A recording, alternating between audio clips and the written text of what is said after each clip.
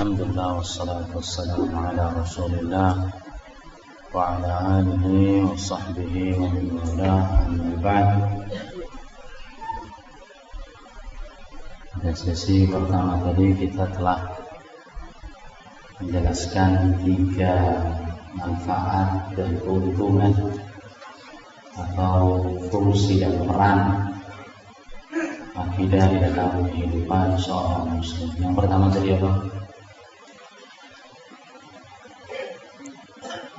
Ya balik lagi kajian seperti itu. Nah, yang pertama apa? Akidah merupakan kewajiban yang pertama dan terakhir. Yang kedua, bermanfaat di alam yang lahat, karena itu merupakan pertanyaan malaikat. Kemudian yang ketiga, sebagai landasan tegaknya agama dan diterimanya amalan. Maka ini merupakan peran yang sangat besar. Maka dari sini tugas prioritas para nabi. Begitu pula amanah yang diemban oleh para rasul adalah memperhatikan terhadap islahul aqaid, perbaikan kepada akidah. Ini prioritas pertama dakwah mereka. Oleh sebab itu Nabi SAW pernah ditanya oleh para sahabat, bima arsalaka rabbuk? Wahai Nabi SAW, dengan apa Allah mengutus? Rasulullah SAW bersabda, arsalani bisilatil arham. Allah Subhanahu wa ta'ala mengutusku supaya umat manusia menyambung tali silaturahmi yang putus dibenahi, kembali air kepada muaranya,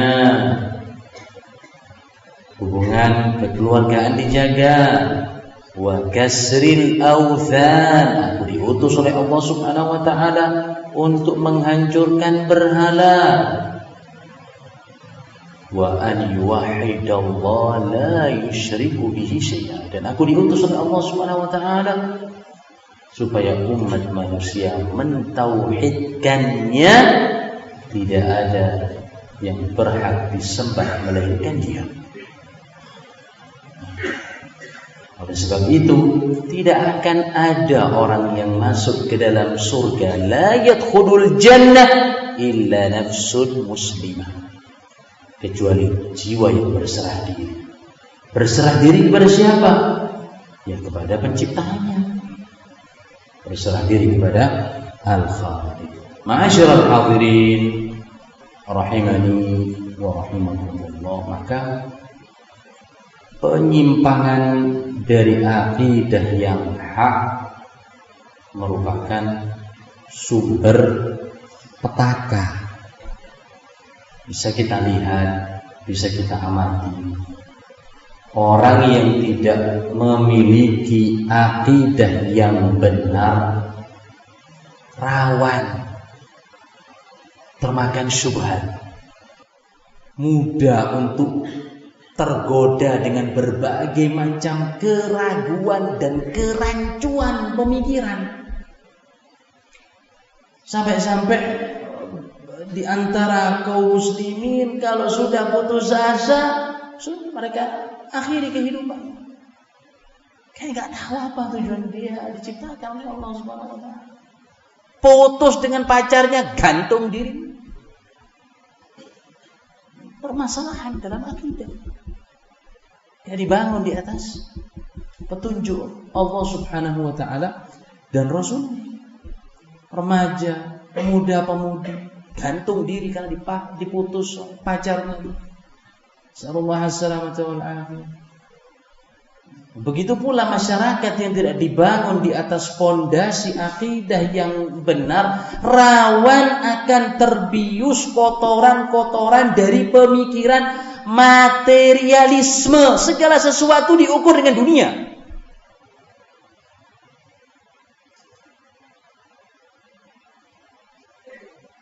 Segala sesuatu pakai kalkulasi.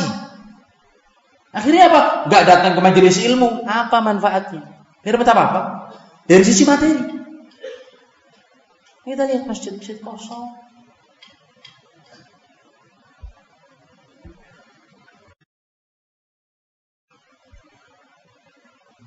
Diajak untuk menghadiri majelis ilmu, pengajian-pengajian, malas.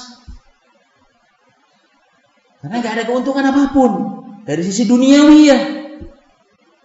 Akhirnya apa? Jadilah mereka sebagai budak-budaknya dunia. Sholat mulai ditinggalkan. Lebih banyak di pasar daripada masjid. Seolah-olah masjid ini dibangun di tempat yang bukan mayoritas kaum muslimin. Maka pada sesi yang kedua ini, barakallahu fikum, kita akan menyebutkan dua perkara saja sebagai penutup mengenai jerat-jerat halus di balik layar yang mengusik kepada akidah seorang muslim. Yang pertama adalah kejahilan. Ini penyakit. Kejahilan terhadap prinsip-prinsip agama. Padahal ini fundamental. Ini pokok dasar seorang muslim yang harus selalu kita jaga. Nah, efek dari tadi yang sudah kita sampaikan. Ogah, taklid. Gak mau bertafakur. Gak mau belajar. Sedikit perhatian yang dia curahkan kepada ilmu syar'i. Akhirnya tumbuh generasi yang gak paham kepada akidah. Efek jeleknya, yang batil dianggap benar, yang benar dianggap salah. Nihilnya ilmu, kosong dari bimbingan Islam dan sunnah, Al-Quran, kalamullah, dan hadis-hadis Nabi SAW. Jauh dari ini semua. Sehingga mereka terombang-ambing dengan derasnya fitnah.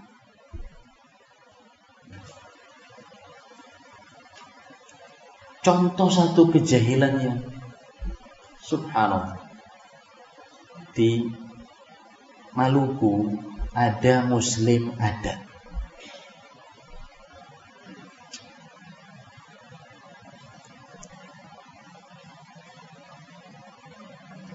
Muslim adat ini punya kebiasaan untuk tidak, atau bahasa yang pas, ini keyakinan bahwasanya buaya jangan diusik. Buaya itu dibiarkan.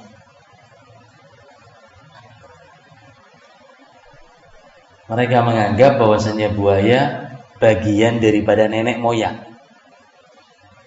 Muslim ada di Maluku.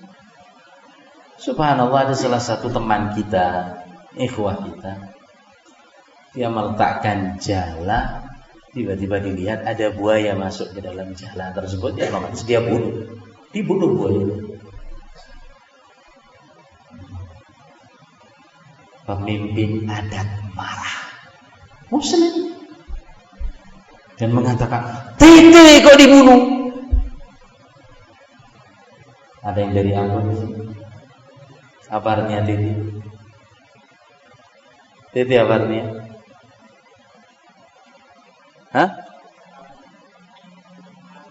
Nah, karena katanya kakek. Bahasa kakek apa? Ambon. Dia bilang, "Tete kok dibunuh? Kakek kok dibunuh?"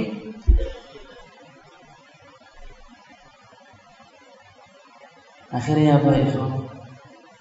Buaya itu dikafani dan dikuburkan. Kejahilan yang luar biasa.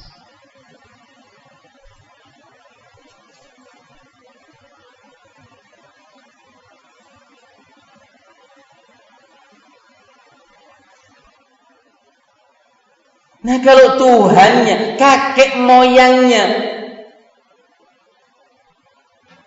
buaya hidup di air, berarti mereka apa?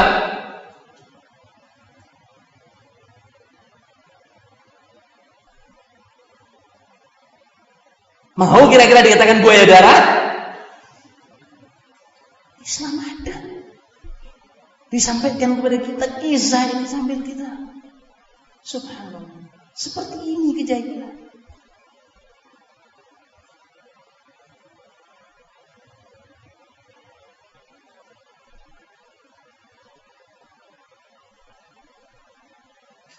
Belum lagi larangan mencium tangan anak kecil. Kenapa? Akan tumbuh anak itu dengan memiliki kebiasaan meminta-minta. Jadi nggak boleh mencium tangan anak kecil. Apa hubungannya? Wanita, gadis kalau sering duduk di depan pintu nggak akan cepat menikah. Nggak akan datang jodohnya dan lain sebagainya. Ini yang pertama, kejahilan. Kemudian yang kedua, ikhwani hafizakumullah, tidak lain dan tidak bukan perkembangan teknologi zaman sekarang adalah gadget, jerat-jerat halus di belakang layar yang mengusik akidah seorang muslim. Gadget.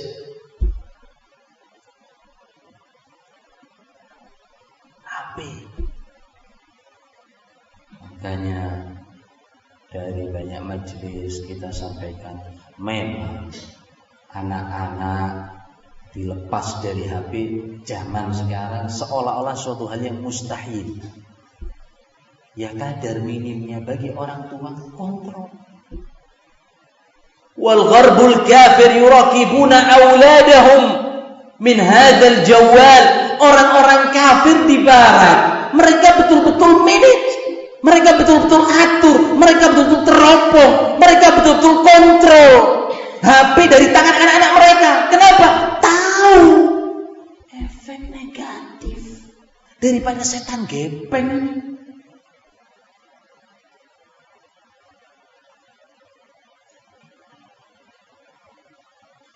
Jangan dibiarkan anak-anak kita berdua-duaan dengan HP sampai tengah malam. Bahkan kalau sudah libur dari pondok sampai subuh megang HP. Orang tuanya pakai, ya tidak ada apa-apa. Yang tahu ternyata anaknya menjelajah ke dunia maya, berselancar di media sosial, masuk ke situs-situs biru, website-website terlarang. Ini sebabnya pemuda dan pemudi zaman ini terjerumus kepada kriminalitas, kekerasan, dan pelecehan seksual. Berapa banyak di antara mereka yang hamil di luar nikah? Kira-kira apa? HP. Bertakwalah kita kepada Allah Subhanahu wa taala, kepada darah daging yang kita cintai.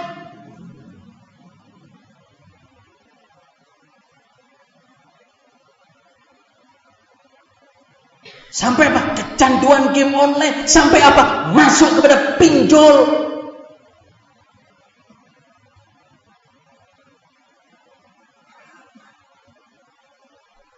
Tak lama setelah itu ternyata wajahnya viral di mana-mana.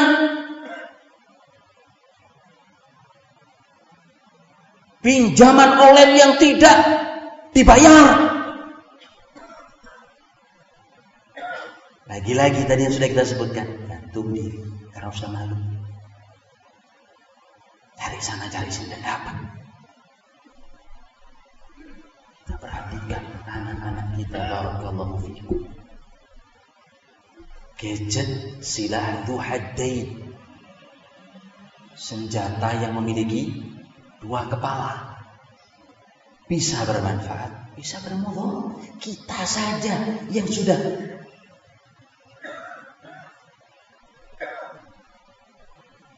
belajar sedikit ilmu, kadang gak bisa selamat dari fitnah yang ada dalam HP, apalagi anak-anak kita.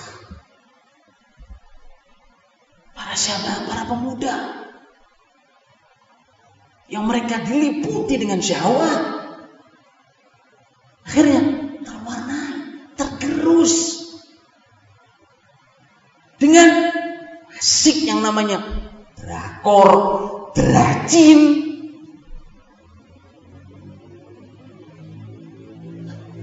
drama Korea, drama Cina, drama apa lagi? Ada drama India.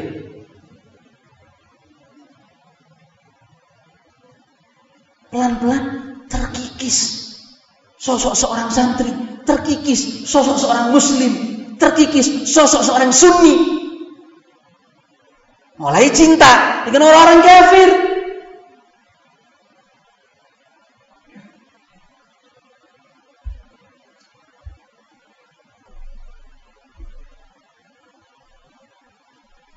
Kecanduan game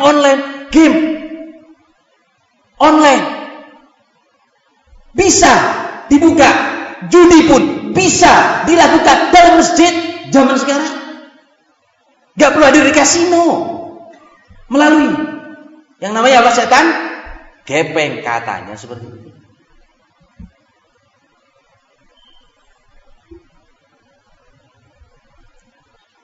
Kita katakan, ikhwani afillakumullah barakallahu fikum, dalam Islam hiburan yang mubah boleh, monggo silahkan, selama tidak melanggar prinsip-prinsip syariat.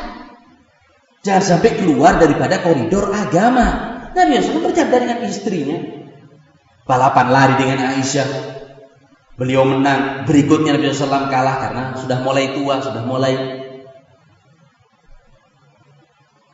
berbobot badan. Ini hiburan yang dilakukan oleh Nabi SAW. Boleh permainan dengan syarat tidak mengandung dosa. Walladzina hum 'anil laghwi mu'ridun. Bahkan di antara salah satu ciri-ciri orang yang beriman, yaitu manusia-manusia yang menjauhkan diri dari perbuatan, yang menjauhkan diri dari perkataan yang tidak berguna. Ciri-ciri orang mukmin.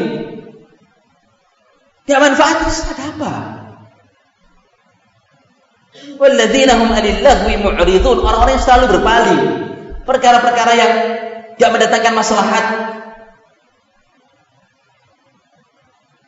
Nah, kenyataan yang ada zaman sekarang, drakor, gak cuman hulu, gak cuman lahu, perbuatan sia-sia, bahkan bisa lebih parah. Di dalamnya ada maksiat secara terang-terangan, banyak dampak negatif yang sudah terbukti. Tadi sudah kita singgung, remaja muslim, remaja muslimah lebih hafal nama-nama pemain drakor dan dracin daripada sahabat dan sahabiat. Boleh dibuktikan. Tanya sahabat nggak kenal. Tanya sahabiat, tanya istri-istri Nabi SAW, gak hafal, gak ngerti. Artis mulai hobi,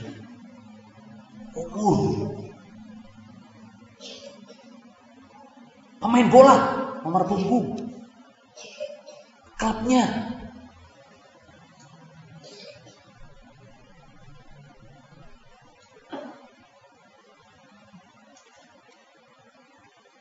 Kapan terjadi peperangan Badar?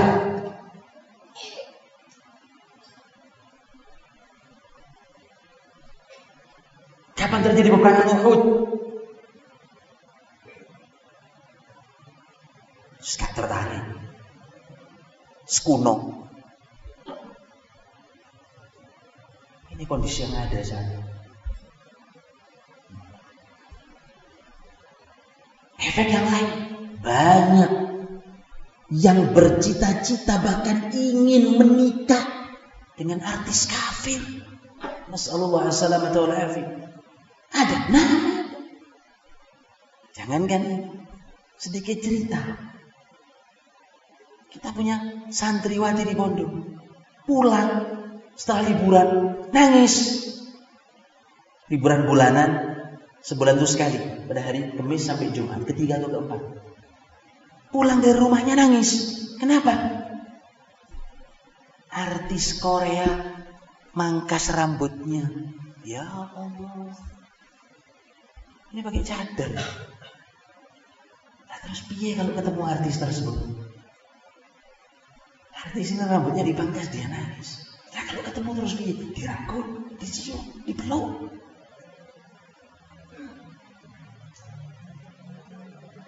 Salah tauladan.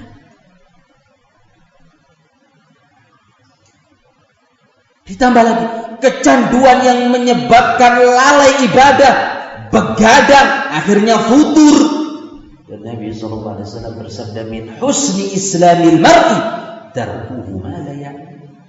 Bagian daripada baiknya agama seseorang dan dia meninggalkan perkara-perkara yang tidak bermanfaat, meninggalkan perkara-perkara yang tidak berguna. Efek yang lain, menormalisasi gaya hidup liberal dan meninggalkan adat Islam. Dia merasa Islam membosankan. Korea romantis.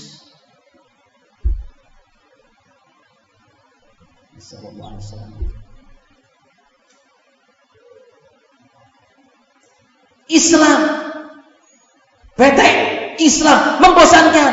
Korea keren.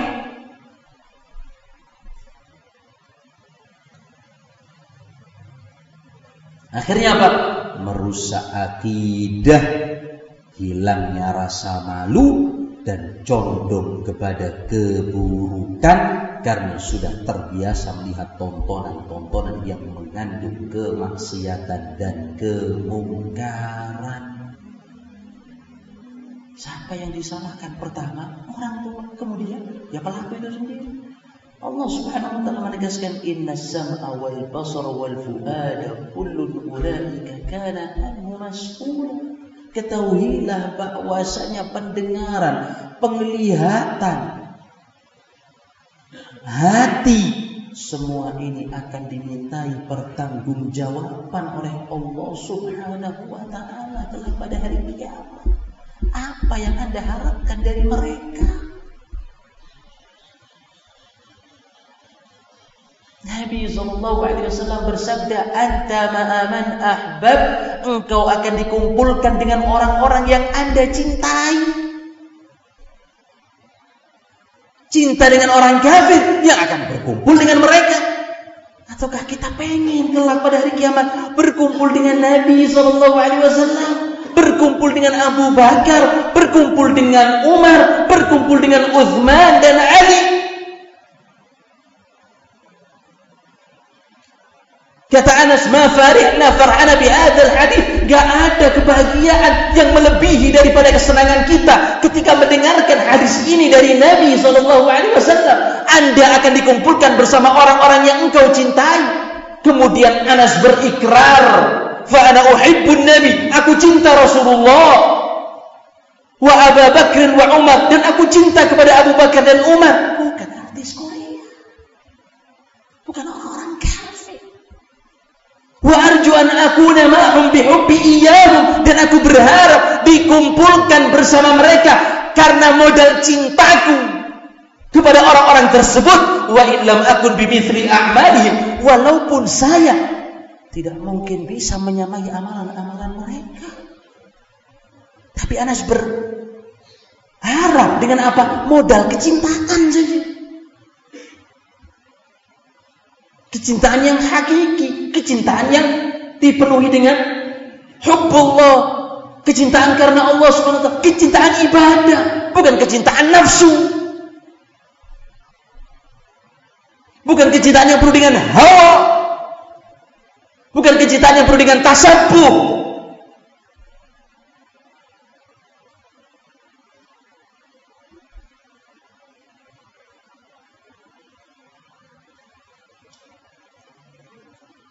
Tidakkah kita sadar dari mana asal budaya buruk tawuran?